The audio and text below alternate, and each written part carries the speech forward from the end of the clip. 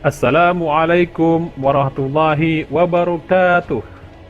Jumpa lagi bersama saya Ustadz Kastoto di pembelajaran sejarah Indonesia secara online. Bagi yang belum memfollow akun saya, bisa mengunjungi akun saya di @kastoto_follow. Ya, ini adalah akun Instagram saya.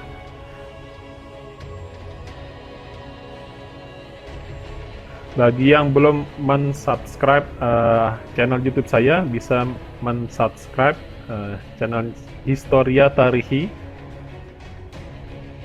Diklik tombol subscribe, kemudian nyalakan lonceng. Ya, di sini kita akan sama-sama belajar dan insya Allah banyak informasi terbaru, menarik dan sebagainya di akun atau channel YouTube saya ini. Oke, kita lanjutkan pembahasan Revolusi Nasional.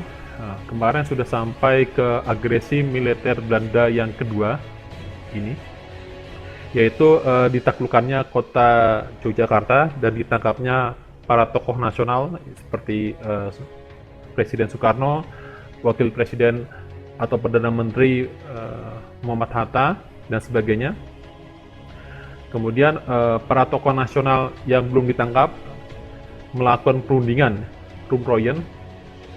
Tujuannya apa? Agar para tokoh nasional ini bisa dikembalikan, bisa dibebaskan, dan kota Yogyakarta bisa kembali ke pangkuan Republik Indonesia. Kemudian setelah perundingan Rumroyen, maka Indonesia melanjutkan upaya diplomasi ataupun perundingan, yaitu Internet Indonesia, perundingan antar Indonesia, Republik Indonesia dengan negara-negara bentukan Belanda yang tergabung dalam BFO. Kemudian setelah intra-Indonesia dilanjutkan lagi konferensi meja bundar yang diselenggarakan di kota Den Haag, Belanda di tahun 1949. Kemudian setelah konferensi meja bundar dilanjutkan kembali pengakuan kedaulatan Republik Indonesia Serikat yang dilaksanakan di dua kota secara bersamaan, yaitu kota Amsterdam dan kota Jakarta. Dengan pengakuan kedaulatan Republik Indonesia Serikat, maka secara hukum internasional berdirilah Republik Indonesia Serikat. Kemudian di tahun 1950 berdirilah RIS, kemudian setelah itu RIS bubar. Kemudian berdirilah NKRI, yang kita kenal sebagai Negara Kesatuan Republik Indonesia. Demikian skema singkat pembahasan Revolusi Nasional agar lebih dapat dipahami. Oke, kita lanjut pembahasan berikutnya, yaitu perundingan Rumroyen yang terjadi di tanggal 14 April sampai 7 Mei 1949. Latar belakangnya adalah karena agresi militer Belanda yang kedua, Soekarno, Hatta, dan tokoh nasional lainnya ditangkap oleh Belanda. Selain itu juga Belanda menguasai ibu kota Republik Indonesia, yaitu kota Yogyakarta. Apa sih cara RI untuk mengatasi masalah ini? Yaitu pertama adalah pembentukan pemerintahan darurat Republik Indonesia yang diketuai oleh Syafruddin Prawira Negara, sudah kita bahas di pertemuan sebelumnya. Kemudian serangan umum 1 Maret 1949 oleh Sultan Hamengkubuwono IX dan Letkol Soeharto, dan gerilya Long March dari kota Jogja, Kediri, kemudian balik lagi ke kota Jogja yang dipimpin oleh Jenderal Sudirman. Kemudian yang terakhir adalah perundingan Rumroyen, yaitu delegasi yang kita kirim adalah Muhammad Rum. Kemudian dari Belanda delegasinya adalah Van Rooyen. Ya, hasil perundingannya apa sih? Yang pertama adalah gencatan senjata. Jadi RI menghentikan gerilya, menghentikan serangan kepada pos-pos Belanda. Kemudian Belanda menghentikan agresi militernya. Ya. Kemudian yang kedua adalah ibu kota Republik Indonesia kembali ke Jogja.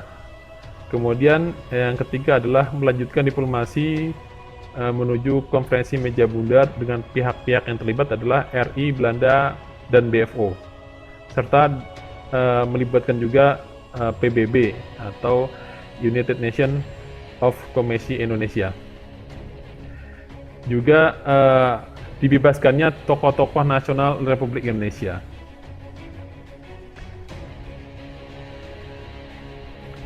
Setelah perundingan Rumroyan dilanjutkan perundingan inter-Indonesia yang terjadi di bulan Juli sampai Agustus 1949 di dua kota, yaitu kota Yogyakarta dan kota Jakarta. Latar belakangnya adalah sebagai tindak lanjut perundingan Rumroyan, maka diadakan perundingan inter-Indonesia. Tujuannya apa? Tujuannya untuk menyatukan pandangan dan sikap antara Republik Indonesia dan BFO sebagai persiapan menuju konferensi meja bundar di kota Den Haag, Belanda. BFO ini adalah bangsa Indonesia juga ya. Jadi ini orang-orang Indonesia juga, tapi mereka terpengaruh ya oleh diplomasi, oleh propaganda dari Belanda sehingga mereka memisahkan diri dari Republik Indonesia. Kemudian delegasinya siapa aja? Dari RI adalah Perdana Menteri Muhammad Hatta, dari BFO adalah Sultan Abdul Hamid II dari Kesultanan Pontianak. Hasil perundingannya apa aja? Yang pertama adalah sepakat RIS menggunakan sistem presidensil. Jadi kabinet atau kementerian dipilih dan diberhentikan oleh presiden. Kemudian RIS menerima kedaulatan dari Republik Indonesia dan Belanda. Kemudian RIS merupakan gabungan dari Republik Indonesia dan BFO. BFO itu adalah negara-negara buatan Belanda. RIS bagian dari Uni Belanda, semacam persemakmuran Belanda. Ya. Termasuk di dalamnya adalah Suriname. Kemudian APRIS atau Angkatan Perang Republik Indonesia Serikat merupakan tentara RIS atau tentara federasi. Dan Presiden RIS sebagai Panglima tertinggi APRIS. Ya, kemudian yang kelima adalah Presiden RIS dijabat oleh Soekarno, Perdana Menteri RIS dijabat oleh Muhammad Hatta, dan Presiden Republik Indonesia dijabat oleh Mr. Asad.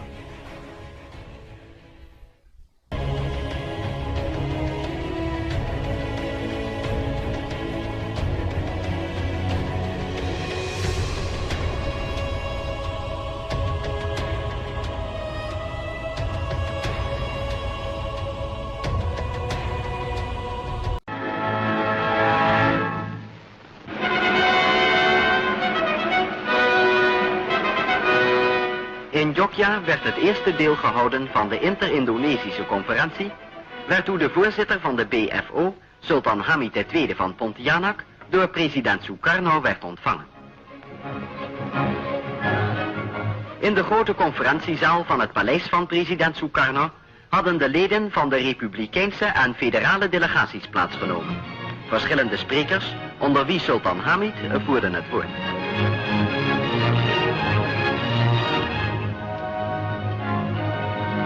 Ook de minister-president van Oost-Indonesië, Anak Agung Gede Agung, sprak de afgevaardigden toe.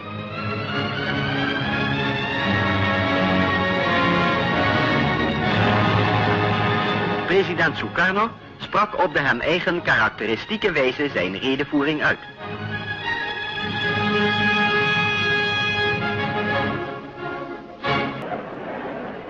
Bij de aanvang van het tweede gedeelte van de conferentie werd premier Hatta met gejuich begroet.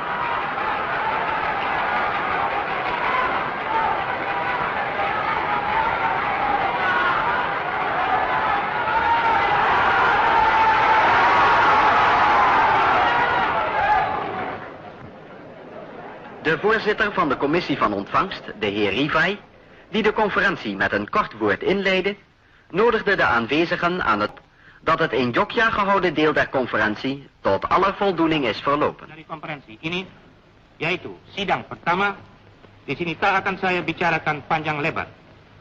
Tentang hal itu dengan kata-kata kita telah cukup melahirkan rasa kepuasan hati kita. Wij hebben elkaar Apa yang sudah mempecahkan kita itu tidak penting. Bahkan benar-benar tidak penting jika dibandingkan dengan apa yang mempersatukan kita. Dan yang pertama-tama saya maksudkan di sini ialah apa yang pada hari Sabtu oleh Paduka Yang Mulia Presiden Republik diringkaskan dalam suatu kalimat yang diucapkan oleh seorang ahli kenegaraan Amerika, the love of freedom. Republik Indonesia Serikat yang merdeka dan berdaulat, yang aman, makmur, dan sentosa. Dengan ini kami membuka konferensi Inter-Indonesia bagian kedua. Sekian. Daarna richtte de Republikeinse premier Mohammed Hatta zich tot de conferentie.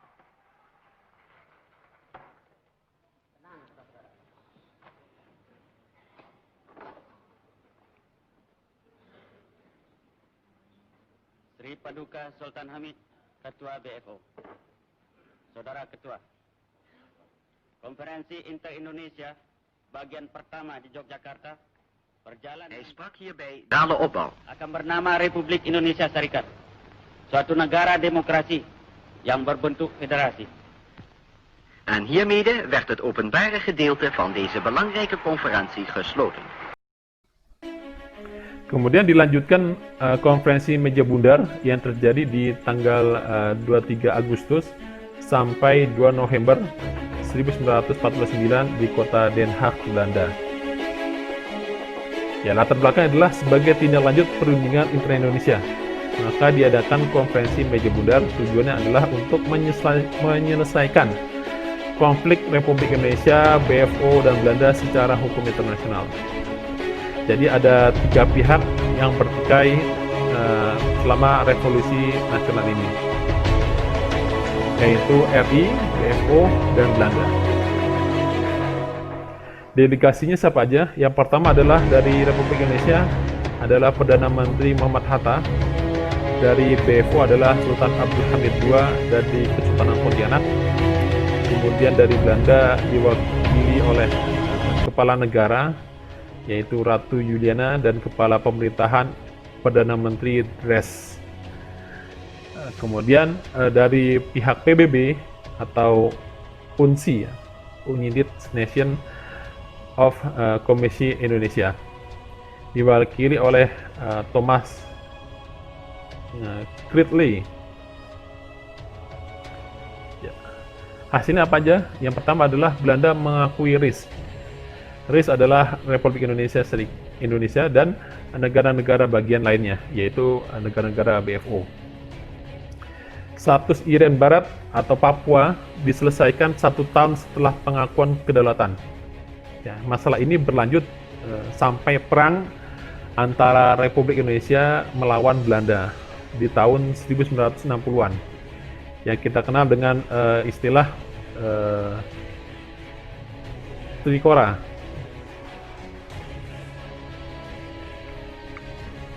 Kemudian pembentukan Uni Indonesia Belanda yang dipimpin oleh Ratu Belanda dan bekerja sama atas dasar sukarela dan sederajat. Kemudian yang keempat adalah sistem pemerintahan RIS diatur oleh Republik Indonesia dan BFO.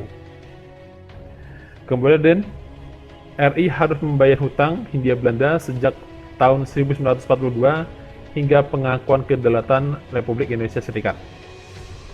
Jadi walaupun RI menang diplomasi, tapi harus membayar hutang Hindia Belanda. Ya, memang ini memberatkan, tapi ini adalah konsekuensi harga yang harus dibayar dari perjuangan diplomasi kemerdekaan Republik Indonesia. Kemudian Republik Indonesia Serikat mengembalikan hak milik perusahaan swasta Belanda dan memberikan izin baru untuk perusahaan Belanda, terutama tambang emas di Papua yang kemudian dijual ke privat perusahaan swasta dari Amerika Serikat. Berikutnya adalah pengakuan kedaulatan Republik Indonesia Serikat yang terjadi pada tanggal 27 Desember 1949. yaitu tepatnya di Amsterdam, pengakuan kedaulatan dari Ratu Juliana kepada Muhammad Hatta, dan di Jakarta dari Gubernur Jenderal Loving atau semacam Gubernur Jenderal terakhir Hindia Belanda kepada Sultan Hamengkubuwono IX dari Kesultanan Yogyakarta. Kemudian berdirilah Republik Indonesia Serikat atau dalam bahasa Inggrisnya United States of Indonesia. Ya, seperti ini. Di mana Republik Indonesia berwarna merah. Kemudian negara-negara yang lain ada Republik Indonesia Timur, Republik Indonesia Jawa Timur juga ada, Republik Jawa Tengah, dan sebagainya. Kemudian RIS bubar dan berdirilah Negara Kesatuan Republik Indonesia. Jadi pada tanggal 27 Desember 1949 berlaku RIS yang terdiri dari RI dan negara-negara bentukan Belanda seperti Negara Indonesia Timur, Negara Pasundan, Negara Jatim, Negara Madura, Negara Sumatera Timur, dan Negara Sumsel, serta 9 daerah otonom lainnya. Ya. Kemudian pada tanggal 17 Agustus 1950, seluruh negara-negara bagian bergabung ke Republik Indonesia atas usul Perdana Menteri Muhammad Natsir yang dikenal gerakannya atau programnya sebagai Muasa Integral Natsir atau Muasi Integral Natsir ya. Sehingga RIS bubar dan berdirilah Negara Kesatuan Republik Indonesia. Jadi Indonesia berdiri atau Indonesia Merdeka itu tanggalnya 17 Agustus 1950. Ya, kemudian kita mulai babak baru, yaitu kita berdiri, mulai merdeka, berdaulat, dan dimulailah masa Orde Lama, yaitu dengan kepemimpinan Bung Karno sebagai pemimpin besar revolusi nasional. Merdeka, Allahu Akbar, Allahu Akbar, Allahu Akbar.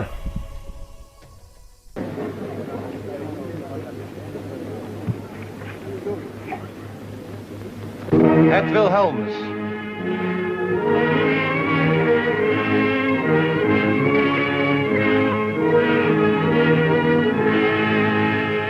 Onder de tonen van het Indonesische volkslied gaat vervolgens de rood-witte vlag in top.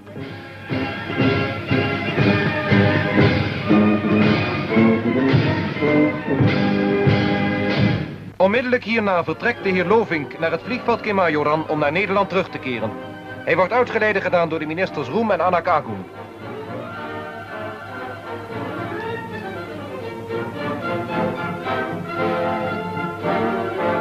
De volgende dag hebben velen zich naar hetzelfde vliegveld begeven om president Sukarno te begroeten, die van nu af in Jakarta, zoals Batavia nu heet, zijn zetel zal hebben.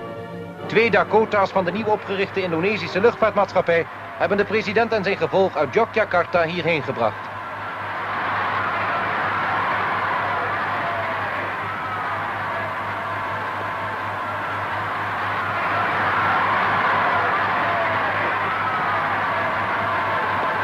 De kinderen van ingenieur Sukarno die met hem uit Jogja meekwamen vertrekken eerder. Na een kort oponthoud begint dan de intocht van de president in de hoofdstad van de Verenigde Staten van Indonesië. Het wordt een triomfale rit van het vliegveld naar het paleis aan het Koningsplein.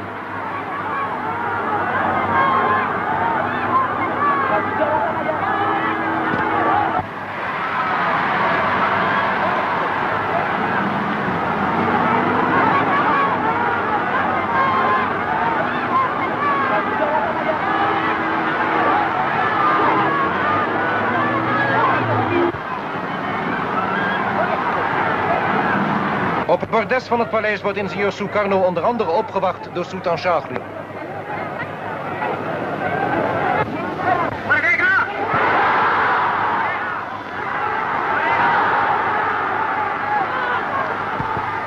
In een hartstochtelijke redevoering roept president Sukarno het Indonesische volk op te werken en te strijden voor de nationale eenheid. Diam. Diam. Saudara-saudara sekalian, alhamdulillah saya ucapkan di hari Allah Subhanahu wa taala.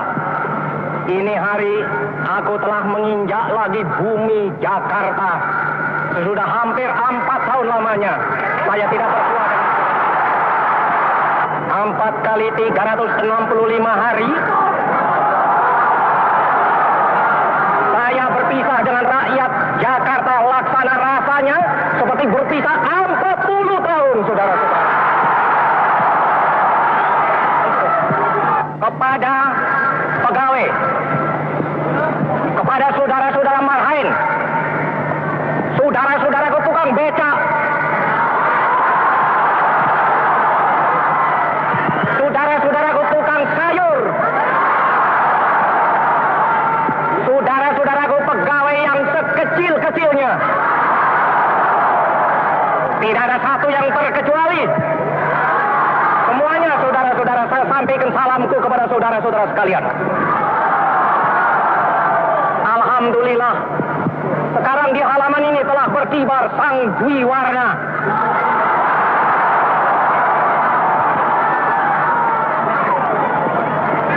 Benar, saudara-saudara, penyerahan kedaulatan ini adalah hasil daripada goodwill, maksud yang baik, pengertian yang baik antara Indonesia dan Belanda, antara Indonesia dan dengan seluruh dunia internasional. Memang kami berterima kasih atas goodwill itu. Saya pun pada saat sekarang ini, saudara-saudara, menyampaikan terima kasihku kepada semua utusan-utusan agung